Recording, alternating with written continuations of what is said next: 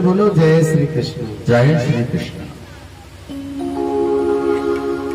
निर्माण, निर्माण कितने प्रकार का होता है?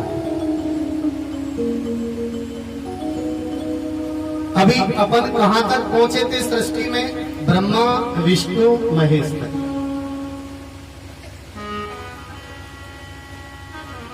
कभी आपने सोचा?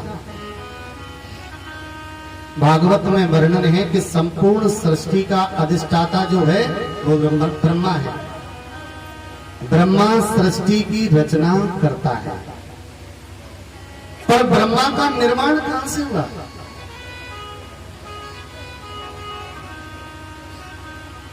मैंने बताया था कि विष्णु का जन्म हुआ।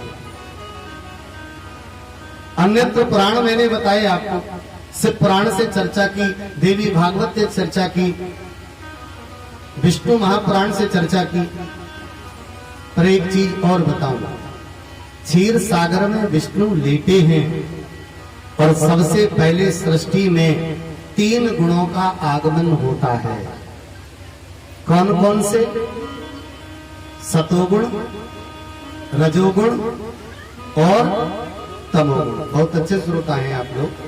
देखो मुंह से शब्द नहीं निकल रहा, उससे पहले आगे बोलते चल रहे हैं, इसका मतलब यह कथा समझ में आ रही है।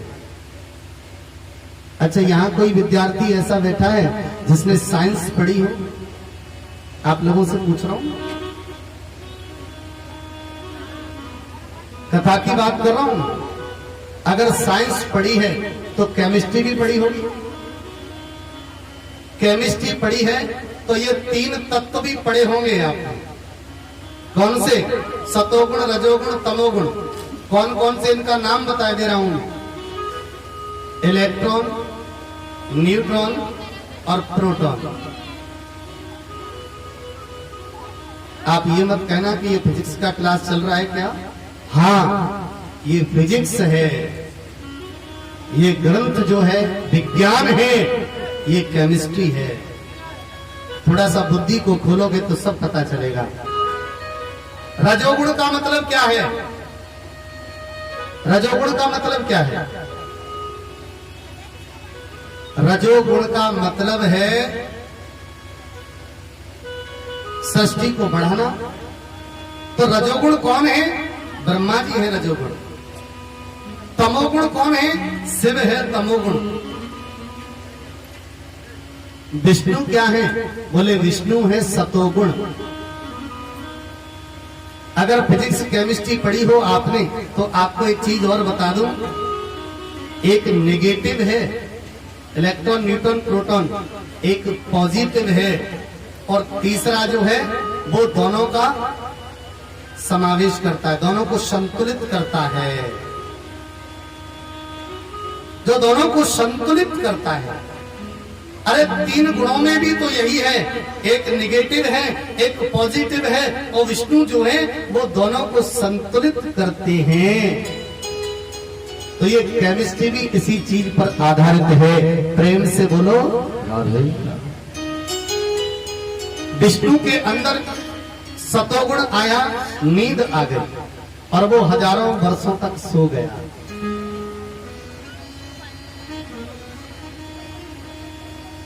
राजसी प्रवृत्ति आई, कुछ करने का विचार किया और धीरे से तामसी प्रवृत्ति आई।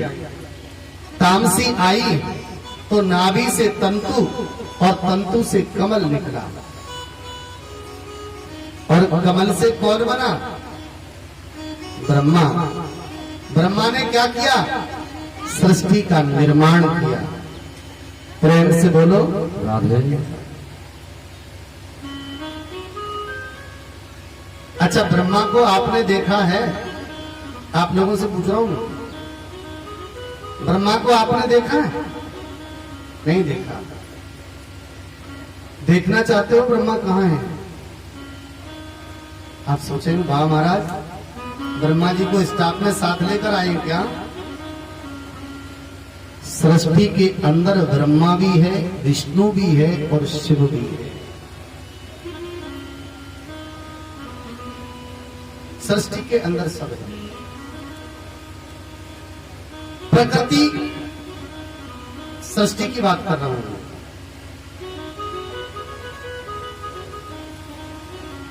पुराणों के अंतर्गत चले तो ब्रह्मा 4 मुख वाला है, कमल के पुष्प पर बैठा है, सृष्टि की रचना करता है। ब्रह्मा का निर्माण तंतु, तंतु से कमल, कमल से ब्रह्मा, और उस तंतु का निर्माण विष्णु की नाभि से होता है। विष्णु क्या कर रहा है? विष्णु गहन निद्रा में सो रहा है, सोते हुए तंतु निकल रहा है, तंतु से ब्रह्मा निकल रहा है और ब्रह्मा सृष्टि की रचना कर रहा है। मैं बहुत बढ़िया सुंदर उत्तर देने जा रहा हूं आपको। मां के गर्भ में बालक सोता है कि जागता है? जागता तो है, हिलता डुलता भी है, पर सबसे बड़ी सुंदर बात वह आंखों से नहीं देखता। आंखें तो संसार में आकर ही उसकी खुलती। मां के गर्भ में जब बालक होता है तो सही बताना, उसकी नाभि से नाल निकलता है कि नहीं निकलता? उसकी नाभि से, बालक की नाभि से नाल निकलता है कि नहीं निकलता? निकलता है। और सुंदर तरीका, वह नाल ऊपर आकर जब खुलता है ना, तो विज्ञान को खोजना, तमाम मशीनों ने खोज निकाला कि उस नाल का मुंह जो ऊपर खुलता है वो ठीक कमल की आकृति वाला होता है। मैं विज्ञान की बात कर रहा हूं, साइंस की, आज के साइंस की, जो कभी झूठ नहीं होती। ये देखा है लोगों ने। अब मां क्या करती है कि मां भोजन ग्रहण करती है, और मां जब भोजन ग्रहण करती है तो वह कमल जैसा खुला हुआ है। जैसे आपने बोतल में कुछ पानी डालना होता है ना, तो एक कीप लेते हैं अपन, और कीप को बोतल के मुंह पर रख देते हैं। कीप चौड़ा होता है, उसमें से आराम से, ठीक उसी कीप की तरह वो खुलता है, और उसमें एक शक्ति होती है जो मां के अंदर से भोजन को खींचती है, पचे हुए भोजन को। ये शक्ति जो है ना, यही ब्रह्मा है। अब ये क्या कर रही है कि जो भोजन खींचा ना मां के पेट से, वो भोजन उस नाल के माध्यम से बच्चे के पेट में जाता है, जिससे बच्चे के शरीर का निर्माण होता है।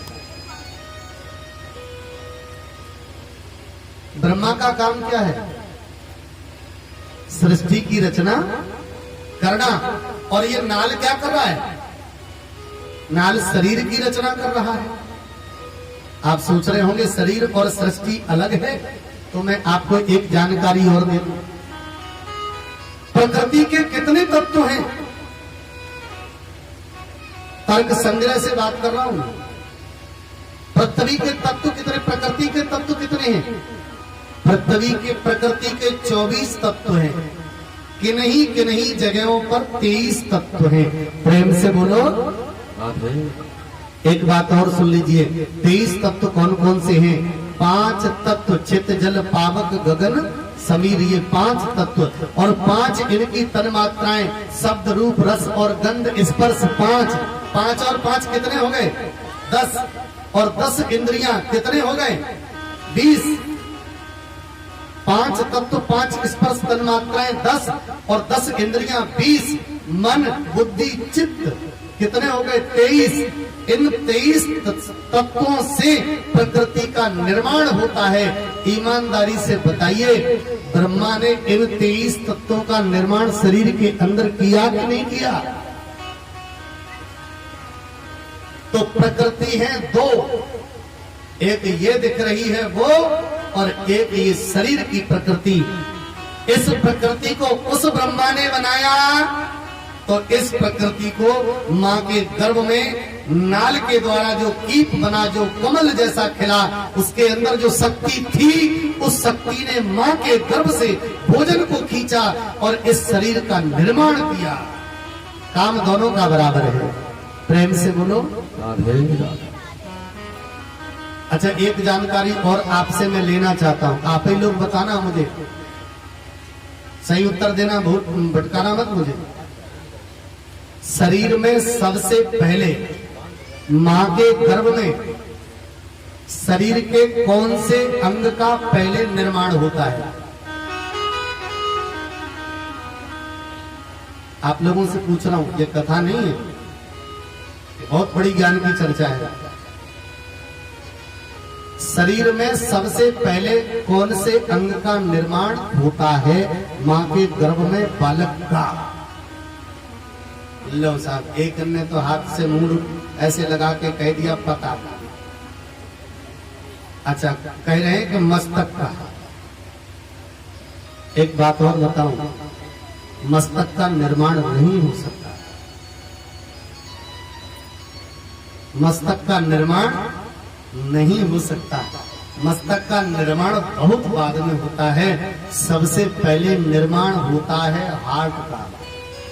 ये दिल, और ये जब धड़कना शुरू करता है तब ब्लड की पंपिंग पूरे शरीर में होती है, फिर शरीर के अंगों का निर्माण होता चला जाता है। ये प्रमाण है साइंस का। प्रेम से बोलो जय श्री कृष्ण। अब आप सोच रहे होंगे कि पंडित जी क्लास लगा रहे हैं, विज्ञान की कथा कह रहे हैं। मैं कथा कह रहा हूं। 3 देवताओं में, सुनते चलना, मामला बड़ा टेढ़ा है आज का। 3 देवताओं में, ब्रह्मा विष्णु महेश, इन 3 देवताओं में सबसे पहले निर्माण किसका हुआ? विष्णु का बाद में, ब्रह्मा का और बाद में। सबसे पहले निर्माण हुआ शंकर, शिव का। किसका निर्माण हुआ? शिव का। एक बात बताओ, जब शिव का निर्माण हुआ और इधर तुम्हारे हार्ट में, यानी तुम्हारे शरीर में हार्ट का निर्माण हुआ, तो ईमानदारी से बताएं, आपका हार्ट ही शिव है। और शिव के बाद में फिर निर्माण होता है विष्णु का। तो आपकी मस्तिष्क का जो पावर है, शक्ति है, वो विष्णु स्वरूप है, जिसकी पत्नी बुद्धि लक्ष्मी स्वरूप है।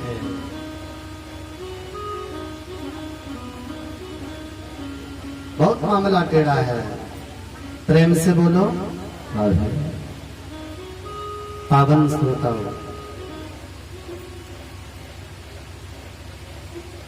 वर्णन है, सृष्टि का रचना इतना सरल नहीं है। शरीर की रचना अलग है और सृष्टि की रचना अलग है। भगवान की पावनी सुंदर लीला। हर देश में तू, हर देश में तू, हर देश में तू, हर देश में तू, तेरे नाम अनेक तू एक ही है। हर देश में तू, हर देश में तू, हर देश में तू, हर देश में तू, तेरे नाम अनेक तू एक ही है। तेरे नाम अनेक तू एक ही है।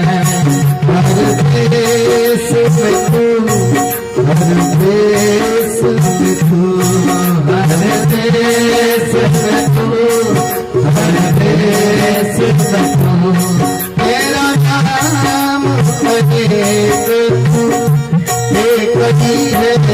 तेरा नाम अनेक तू एक ही है। हर देश में तू, हर देश में तू।